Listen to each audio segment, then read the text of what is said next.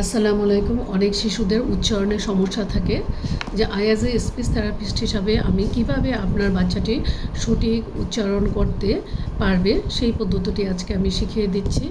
আপনার বাচ্চাটিকে ভুল এবং সঠিক উচ্চারণের পার্থক্য প্রথমে বুঝাবেন, তারপর সঠিক উচ্চারণটি শিখতে শুনতে উৎসাহ দিবেন এবং তাকে এমন একটি পদ্ধতি আপনি শেখাবেন যে সে যে ডেভেলপ করছে কিংবা সেই যে উচ্চারণটি করছে সেটি কতটুকু ডেভেলপ হচ্ছে।